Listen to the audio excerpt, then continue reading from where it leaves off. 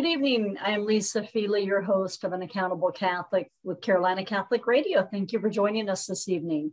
Well, as followers of Jesus, we are needing to hold ourselves accountable, and we should really commit to our brothers, our sisters, our loved ones that we are here to help, especially as Christians and Catholics. So thank you for joining tonight. We are going to have a wonderful guest, Mr. Denton Wilson. And tonight we're going to talk about a topic that I think is of interest to everyone.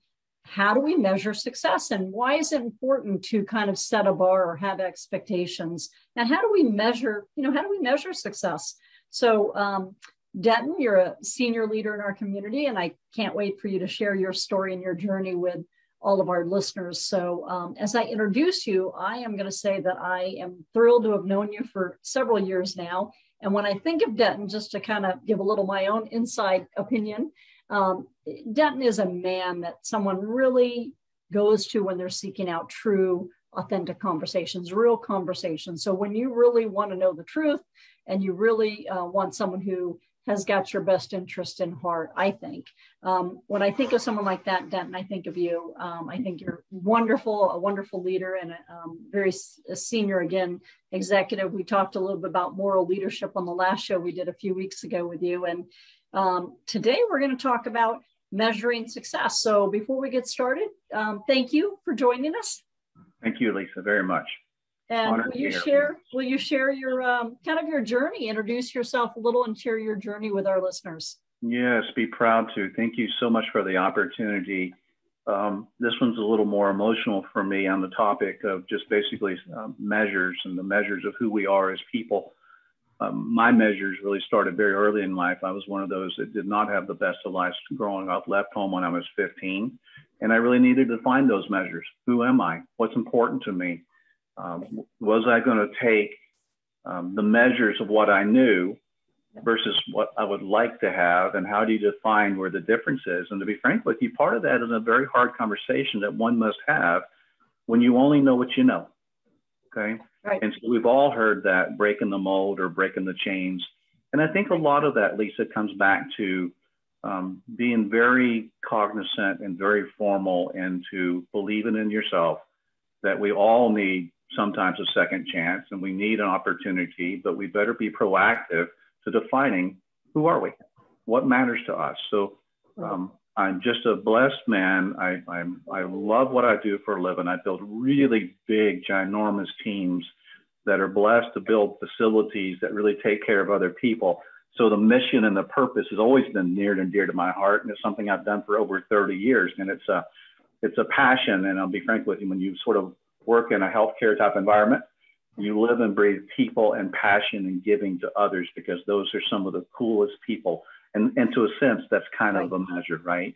Yep. And it is because when I look at everything you've done and many of our other friends in this environment, if you don't measure success or you don't have any kind of measures, boy, it impacts hundreds of thousands of people, not just, it's Denton and his little team of 20, 30, 40.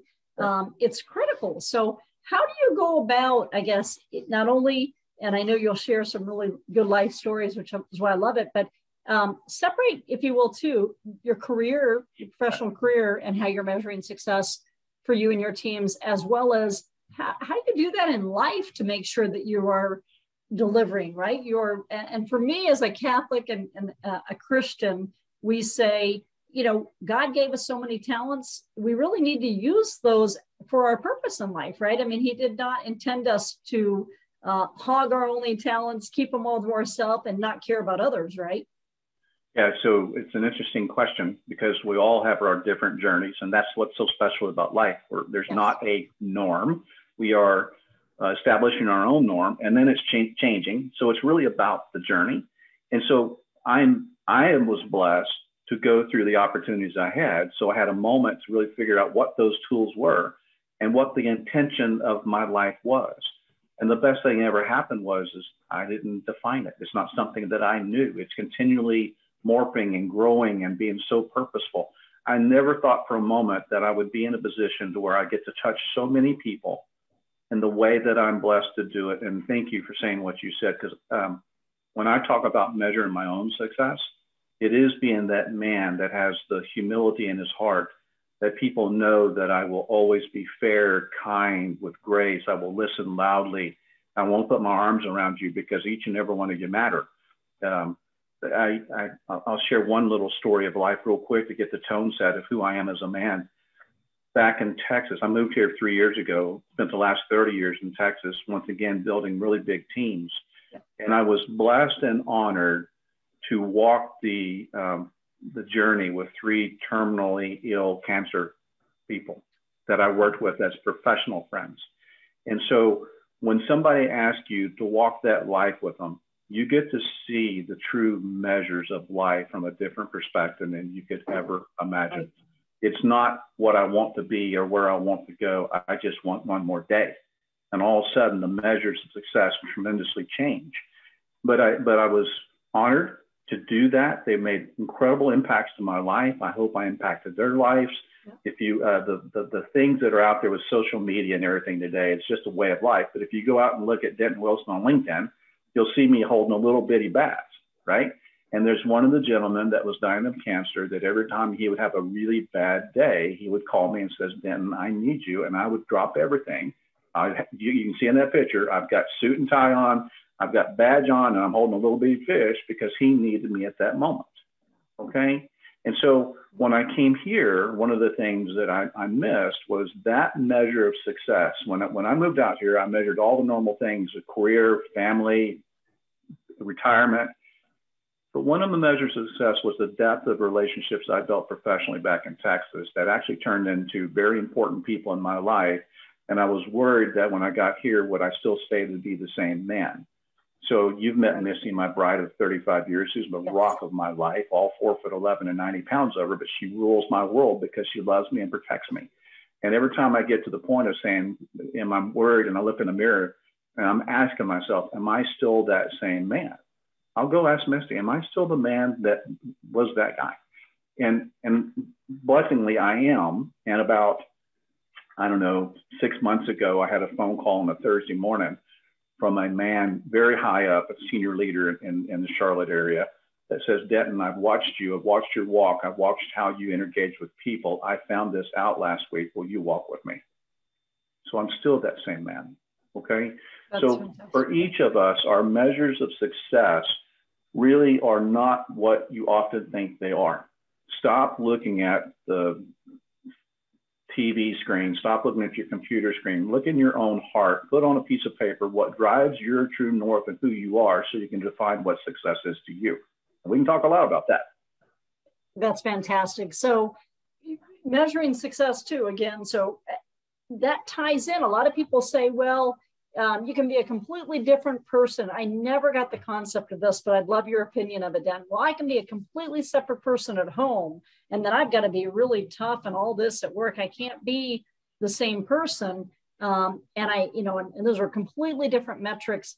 I say not so. I say if you're really a moral leader and you're a good person, that should filter over into your work environment as well. And whatever you're measuring success, really, I think it filters over. What say you? I say life is harder than it needs to be, right? Because there's a lot of pressures out there that are undue that we shouldn't have to worry about, but we do, okay? And that's a really cool factor of how we build teams. And I'll share with you of how we actually get people to be real and vulnerable. But from a leadership standpoint of being somebody in your community that is serving work and trying to serve home, the person you are is the person you are, okay? And if you're a good leader, then you're a good person. They have to go hand in hand, or you're a bad egg, frankly. And those folks are easy to spot. You can ask everybody in the room, who's that guy? And everybody's going to point to the same guy. And it all depends on whether you want to be that person or not. And I have no desire to be that person. So who I am at work is a little different than who I am at home because I'm a kinder, gentler person than sometimes the business can atone to. I still have to be a rigid, professional person that everybody still knows that I'm fair. I'll always listen. I'll always make it better. It's about the environment. It is not about the bottom line dollar. It's about doing what's right to serve this community each and every day.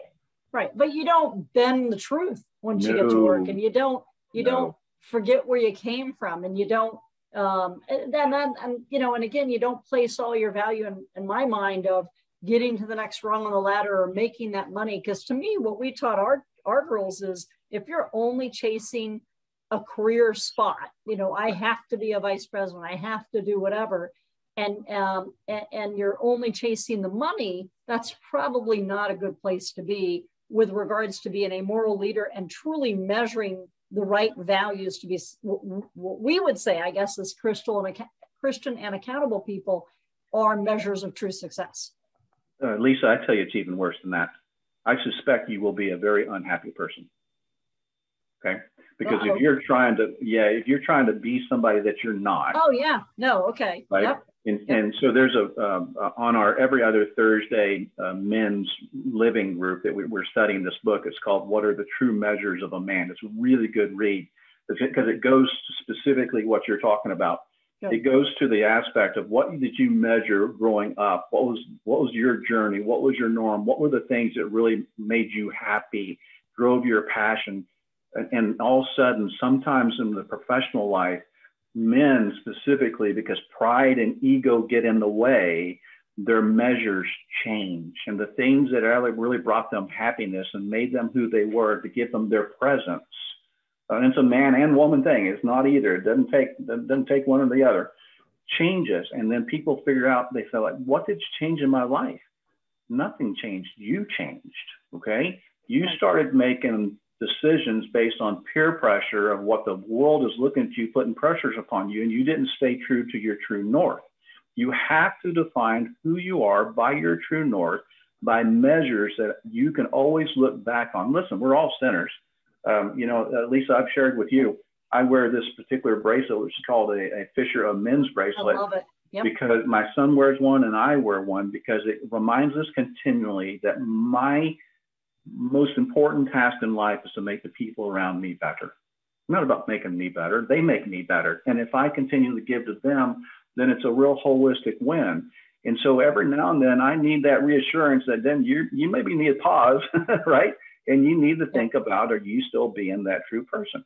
But Lisa, I will tell you, I'm one of those really stern people at the end of the year that makes a very specific, I measure last year's goals, professional goals. How did I do? And then I create my next ones for next year. Then I share them with very important people, so they hold me accountable to be the person that I want to be.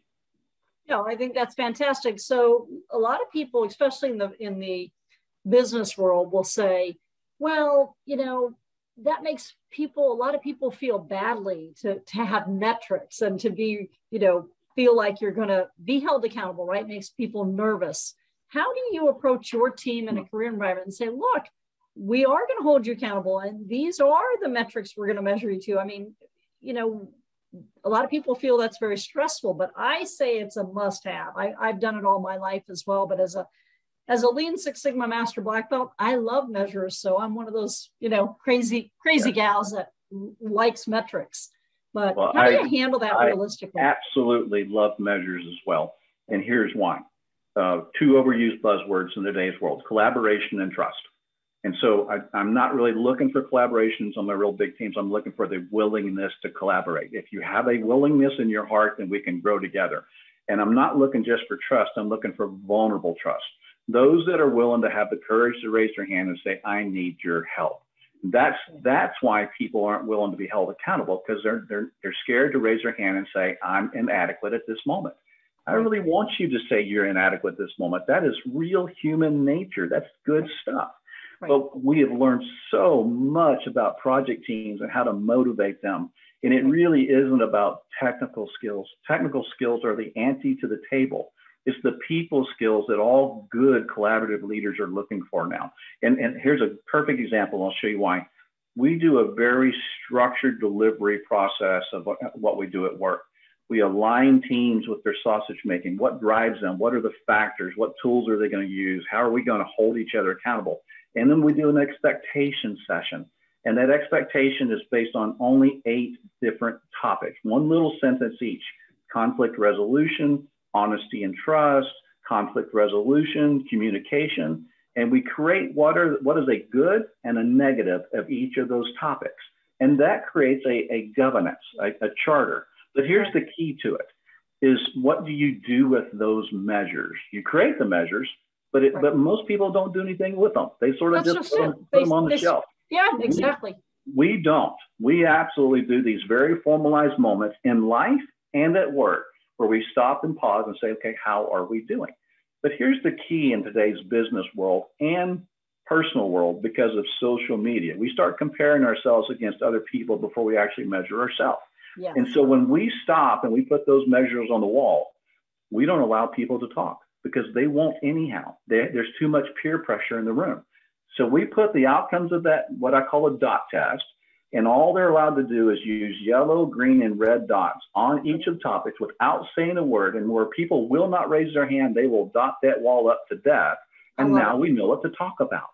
And that's good, okay? Because now we know what to talk about today that will make Monday a better day. And if you use that in life, it's the same thing. My wife, I love her like the bottom of my heart. She's the best thing ever happened to my life. But she and I always don't agree on just the same stuff. We're 2 totally different people. Right. So if we'll sit down and put it on paper and really put a priority of what's important to us, all of a sudden we find common basis of the why, because we finally listen to each other about what's important to each other. Somebody sent me something last year that basically said, here's the real measure of your personal journey. Take out and make a list of the top 10 things that are important to your spouse and write what you've done to support him or her lately. I love it. We don't. I love it. Right? Yep. Well, we're going to take a quick break, which I hate to. It's a great conversation, but we'll come back in about 30 seconds after the break. Thank you so much. Stay with us. Carolina Catholic Radio is excited to announce an alliance with Lisa Feely, author of An Accountable American. Her new book offers a blueprint to every person who wants to embrace how to be accountable. Learn how positively to impact your life and the lives of anyone around you.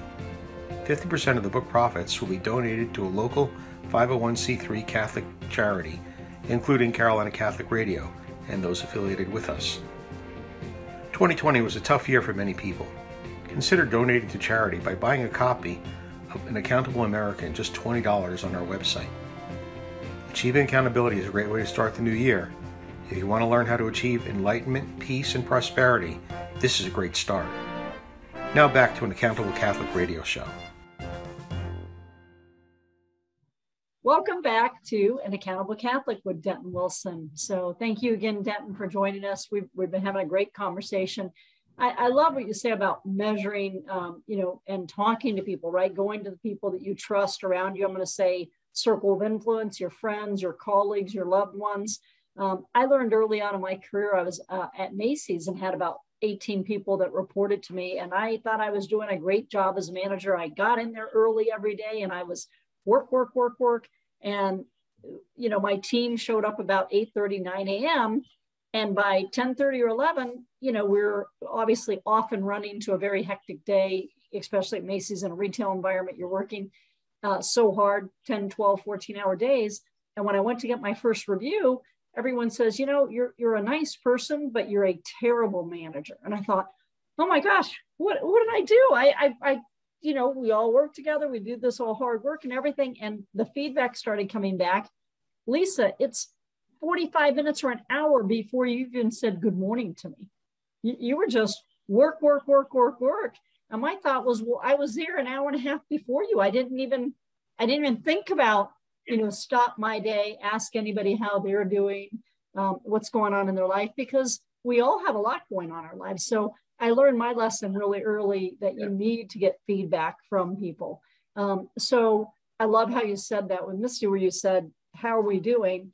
How do you do that in the career environment? So if you set up KPIs and metrics, again, so many people say, oh, we're doing this and we're going to measure you. And then it goes on the shelf. And some people get very frustrated with that. Then what's it worth if you're not really going to hold anybody accountable, right? I mean, it's worthless. So how do you find yourself doing that? What's your advice, again, to how you actually have those conversations And then I've got one other question for you around joy and happiness. I loved what you said earlier. Yeah, you bet. So thank you. Professionally, I've really been lucky that I took over 2 large groups of people and had to re-engage a culture from scratch. Wow. Really large opportunity. The one out here was 141 people in one department, and it was basically totally rechanged the culture. And the first thing you have to figure out when you do that, even if it's 2 people, you've got to figure out what is the definite each other's norm. Okay. Pause. Yeah, that's great. Keep going. I'm going to redo that. Oh, go and say that again. Okay, so we'll give it a few seconds. So one of the coolest aspects of really trying to understand the change in culture is really taking the time to understand whether it's one person or a group of people is each other's norm. What is the beginning? And so when you have to establish measures, you can't just establish the measures based on what you believe are the measures. It has to be based on what the other people's journeys were. And you need to praise those first before you try to change them, or you're really rolling upstream. But once you actually find that common ground and you communicate clearly what the measures are going to be, you better be consistent with them or they don't believe you're listening. And I can show you a good example of that on our project teams, that if I go out and we send out monthly team surveys, because I really want the team's voice. I want the entire team's voice. I want to know, are you getting the support? Are you being heard?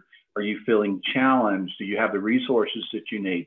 But Lisa, if I send out a survey today to 20 people, the first week, I'll get 8 responses back every single time. It's the most phenomenal map. And do you know who those 8 people will be?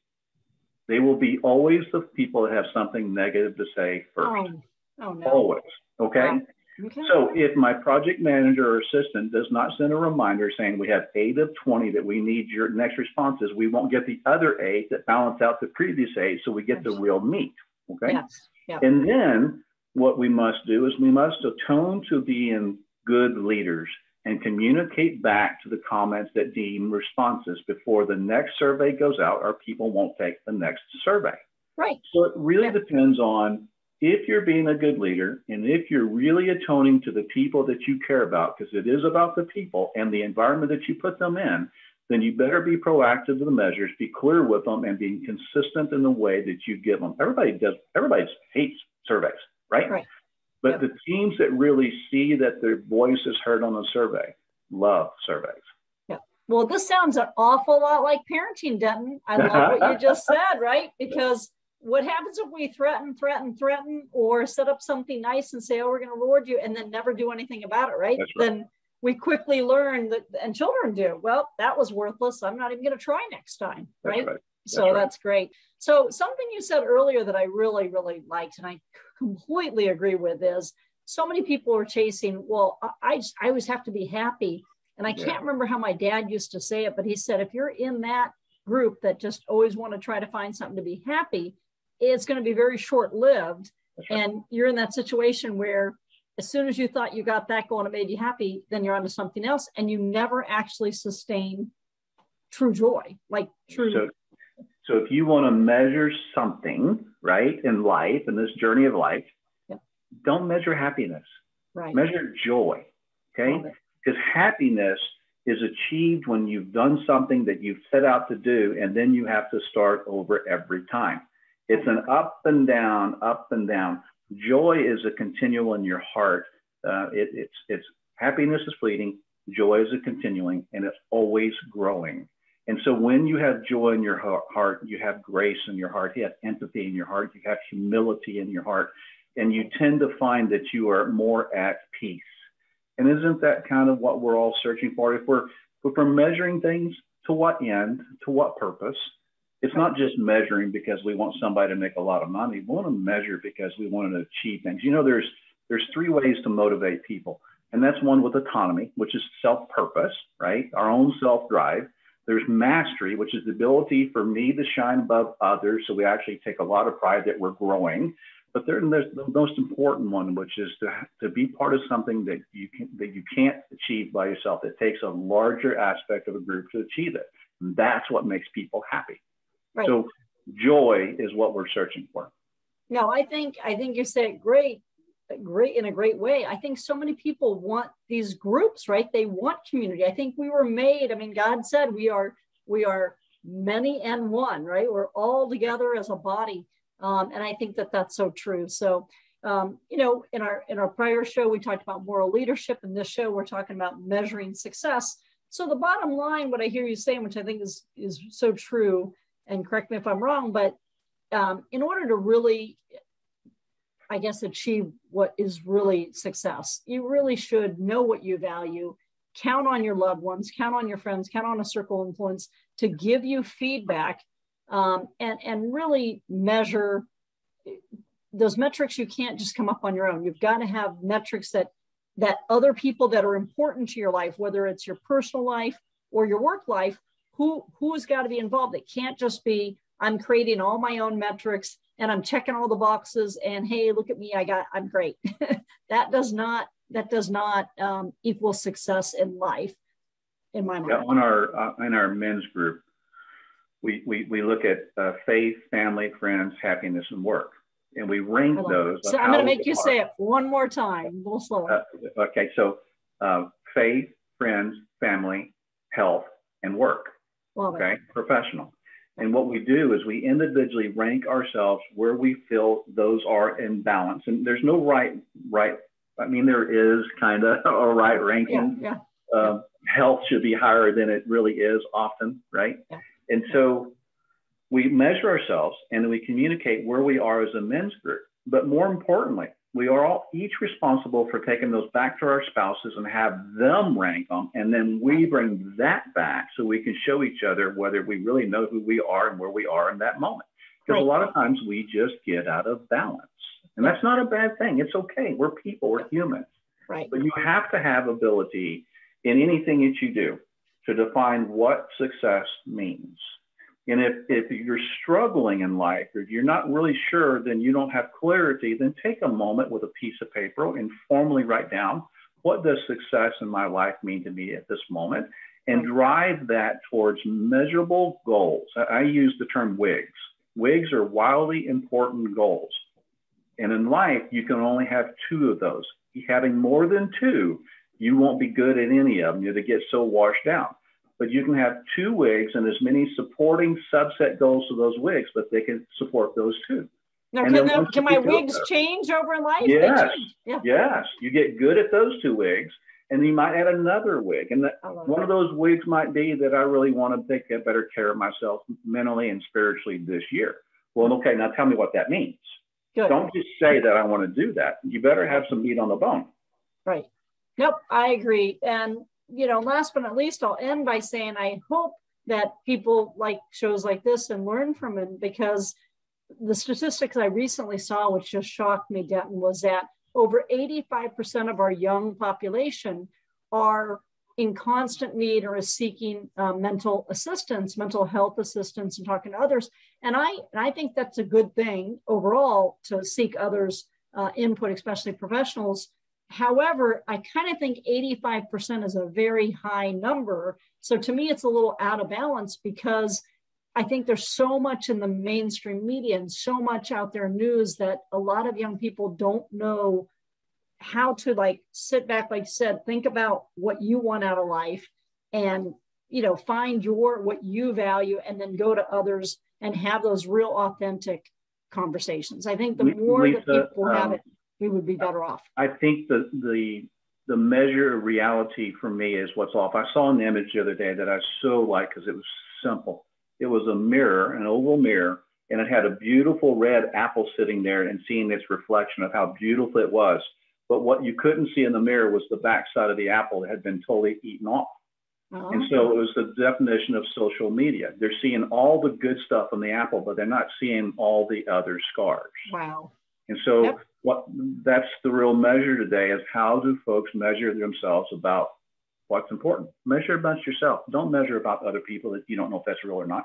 Right. And don't get stressed out. I would say don't get stressed out over something you're reading unless you can take it back to those that love you most, right? And that you count on most in your world to tell you how you're doing, right? Because to me, God, your husband or wife, your loved ones, your friends, your daughters, your sons, they count a lot more than what I'm reading on social media. But you have to be receptive to listen to what they have to say. Absolutely. Agree. Yep.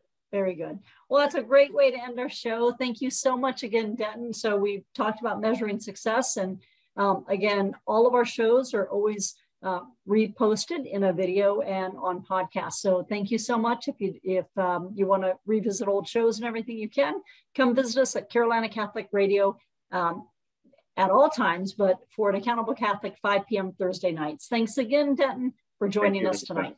Peace. God bless. Take care.